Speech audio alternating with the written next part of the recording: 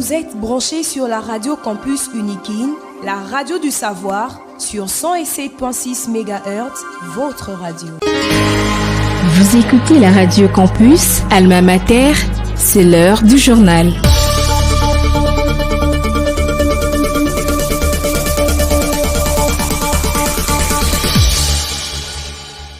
Merci de rester fidèles sous la 107.6 MHz. Au sommaire de ce journal, l'université de Kinshasa classée 52e sur 1104 établissements en Afrique, c'est ce qui ressort du classement et du ranking rendu public le 2 mars 2025. Le recteur de l'université de Kinshasa, le professeur Jean-Marie Kayembe Toumba, exprime sa satisfaction sur les détails dans ce journal.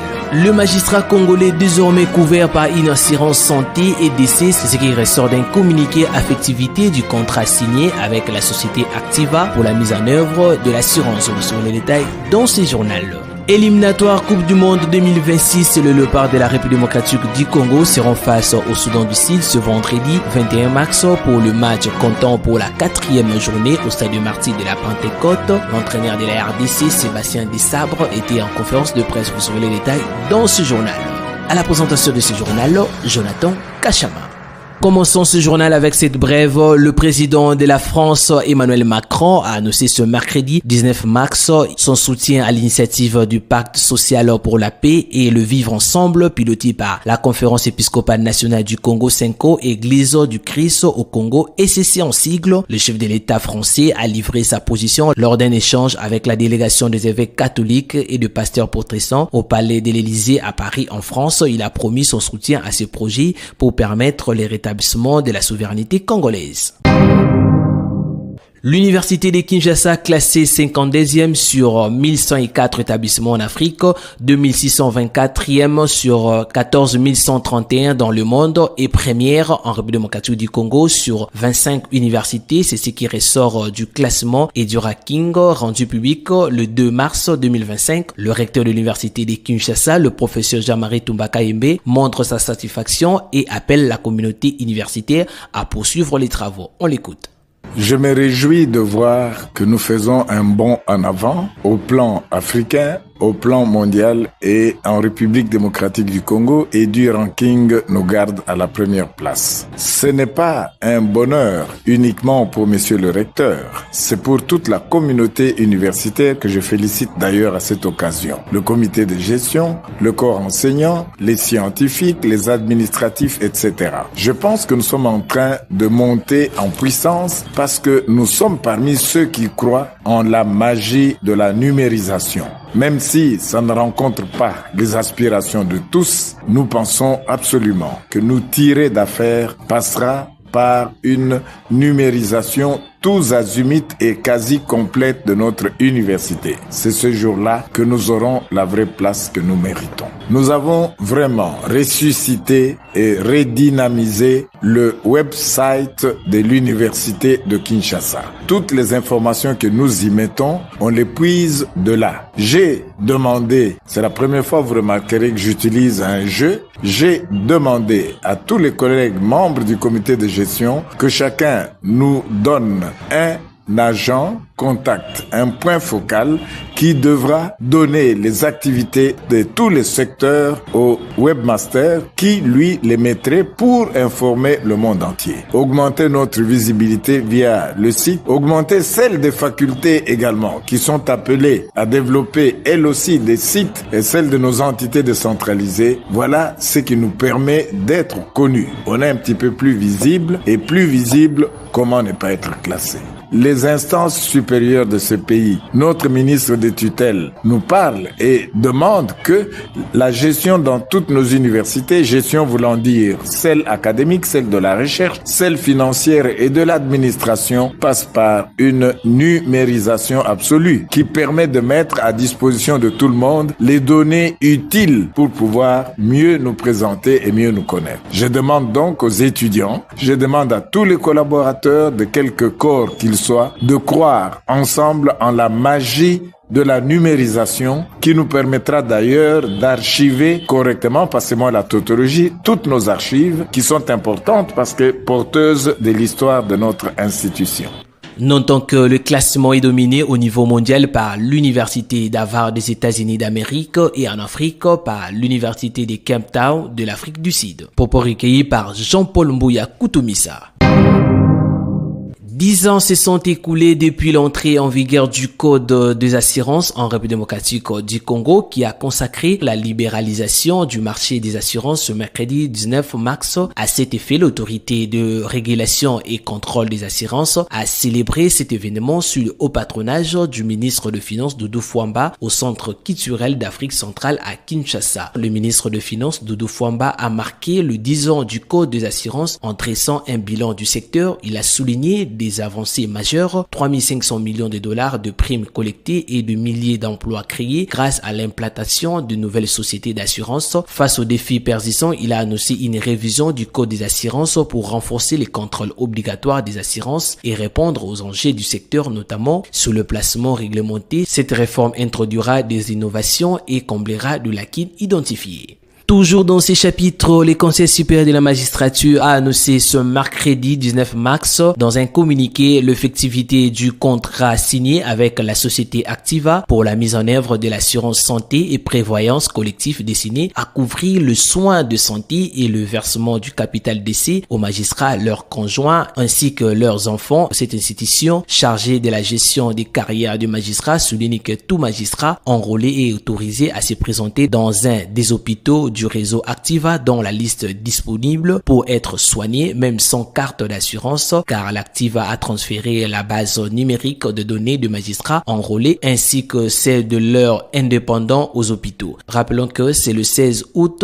2024 que le Conseil supérieur de magistrature et la société Activa Assurance ont signé une convention pour la couverture santé, la prévoyance et la prise en charge de frais funéraires de magistrats congolais et de leurs dépendants.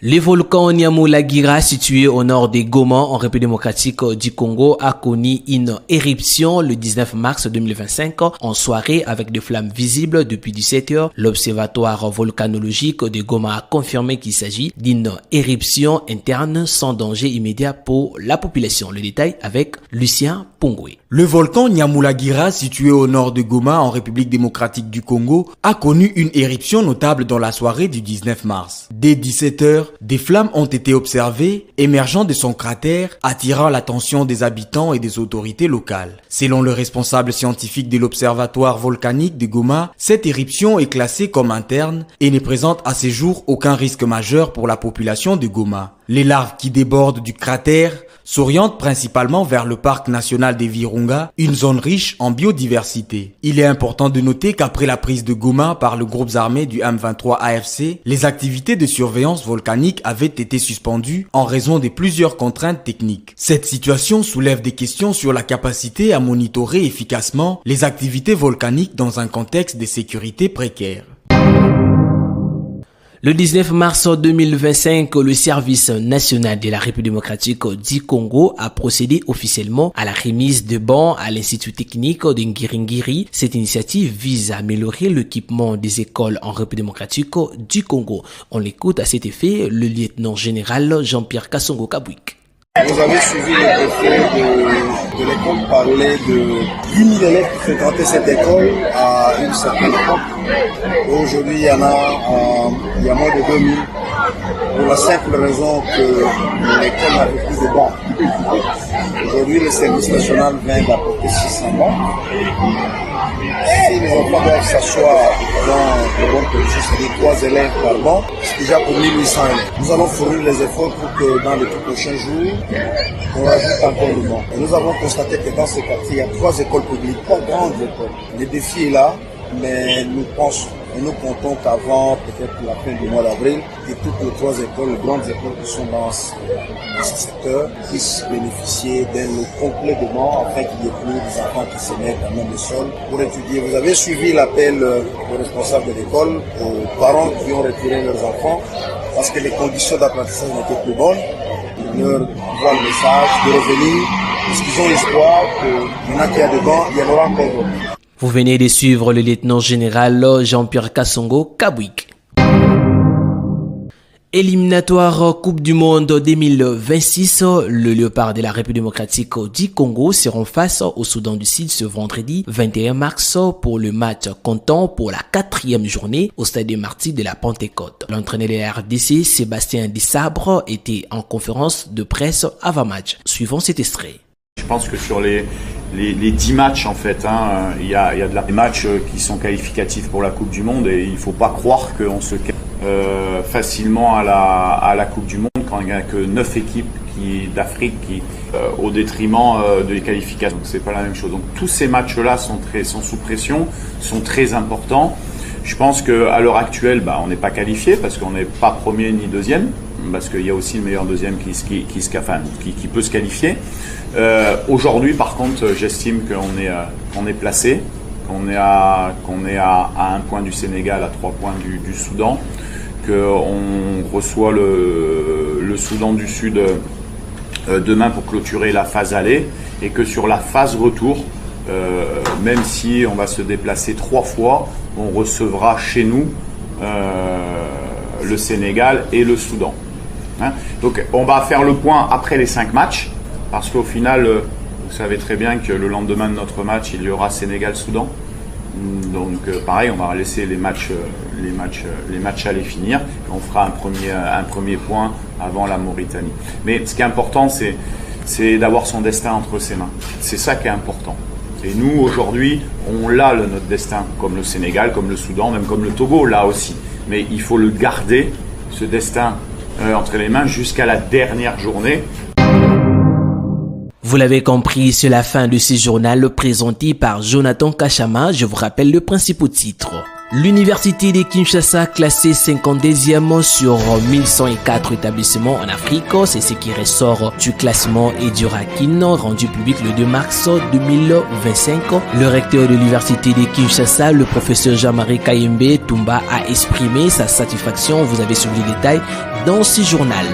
Le magistrat congolais désormais couvert par une assurance santé et décès, c'est ce qui ressort d'un communiqué d'effectivité du contrat signé avec la société Activa pour la mise en œuvre de l'assurance. Vous avez suivi les détails dans ce journal.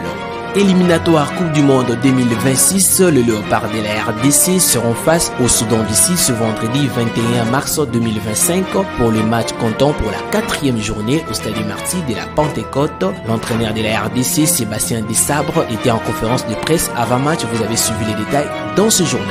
Concours rédactionnel Jean-Paul Mbouya Koutoumissa, Lucien Pongoué à la réalisation Emmanuel Boutela. Côté technique, nous avons Sylvain Tissongo et Tichi Kaboula sous la supervision de Luxel Kinounou. L'actualité reste en continu sur la Radio Campus et sur notre site internet www.inikin.ac.cd.